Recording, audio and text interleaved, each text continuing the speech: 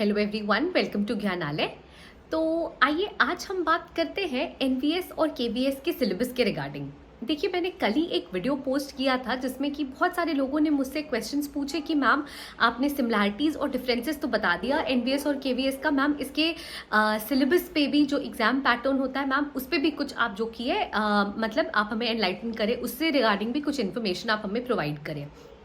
तो देखिए, एक ही वीडियो में एनवीएस केवीएस के दोनों टीजीटी और पीजीटी के बारे में फोकस करना या दोनों का सिलेबस बताना, एनवीएस और केवीएस जो इम्पोर्टेंट पॉइंट्स है वो सब कुछ मर्ज करना, ये थोड़ा क्योस हो जाएगा। तो मैंने इसलिए जो कि वीडियो डिवाइड कर दिया है। आज का जो वीडियो है वो मैं स्पेसिफिकली बता रही हूँ आपको एनवीएस के बारे में कि एनवीएस का जो टीजीटी और पीजीटी का आप कह सकते हो पैटर्न है वो क्या है, यहाँ पे कैसे क्वेश्चंस पूछे जाते हैं और बेसिकली जो मार्क्स डिस्ट्रीब्यूशन है कहाँ पे अलग है टीजीटी पीजीटी का, एनवीएस का।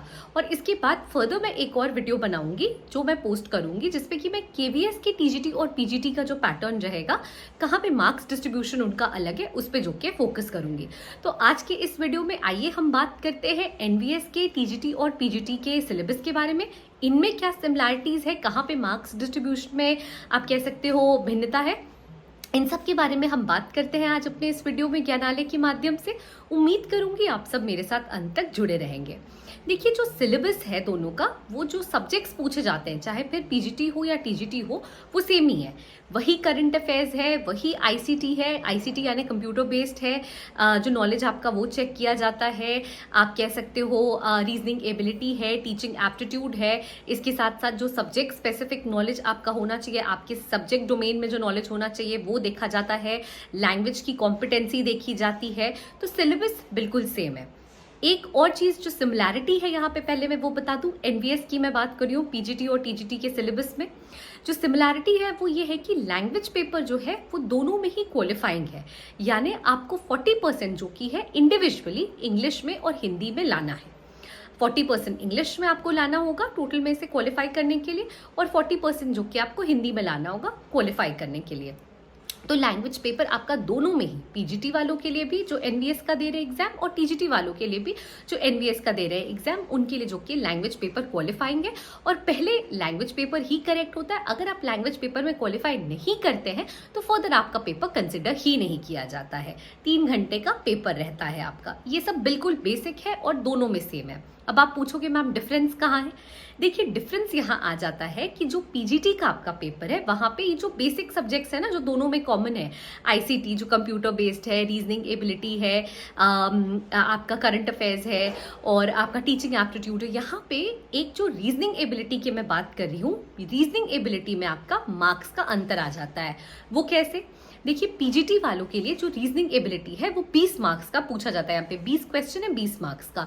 वेरेज जो टीजीटी वाले हैं उनका जो ये रीजनिंग एबिलिटी है वो अन्य और टॉपिक्स की तरह, अन्य और सब्जेक्ट्स की तरह, जैसे आपका करंट अफेयर्स है, आईसीटी है, आपका टीचिंग एप्टीट्यूड है, ये सब 10-10 मार्क्स के हैं। और वैसे ही जो कि है आपका ये जो रीजनिंग भी है वो भी 10 मार्क्स का ही यहाँ पे पूछा जाता है। जबकि आईसीटी हो, करंट अफेयर्स हो या फिर टीचिंग एप्टीट्यूड हो, ये सब जो कि 10-10 मार्क्स के हैं पीजीटी में, लेकिन रीजनिंग जो की है वो 20 मार्क्स का है पीजीटी में। वेरेज रीजनिंग 10 मार्क्स का ही पूछा जाता है टीजीटी में। तो एक ये अंतर हो गया यहाँ पे। दूसरा अंतर यह है कि ये जो 10 मार्क्स है टीजीटी में जो कि कम कर दिए गए हैं रीजनिंग एबिलिटी के, वो फिर ये एडजस्ट कहाँ करते हैं? वो एडजस्ट यहाँ करते हैं कि जो पीजीटी का सिलेबस है वहां पे जो लैंग्वेज कॉम्पिटेंसी का पेपर है, जो लैंग्वेज कॉम्पिटेंसी का पार्ट है, जनरली पार्ट 6 रहता है वो, तो उसमें इन्होंने सिर्फ इंग्लिश और हिंदी दे रखी है पीजीटी वालों के लिए, जहां पे 40% इंडिविजुअली लाना आपको कंपलसरी है। क्वालिफाइंग पेपर है वो, आप क्वालिफाई करोगे तभी आपका पेपर करेक्ट होगा। ठीक है, ये हो गया पीजीटी का। इंग्लिश हिंदी है और मार्क्स जो कि यहाँ पे डिवाइडेड है इंग्लिश हिंदी के, जहां पे आपको 40% लाना है।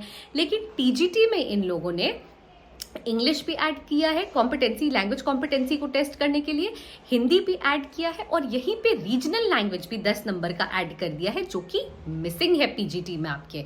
तो एनवीएस में जो सिलेबस है पीजीटी और टीजीटी का, उसमें मेन डिफरेंस यही है कि रीजनिंग एबिलिटी पीजीटी वालों के लिए 20 नंबर का है और जो रीजनिंग एबिलिटी है टीजीटी वालों के लिए वो 10 नंबर का है।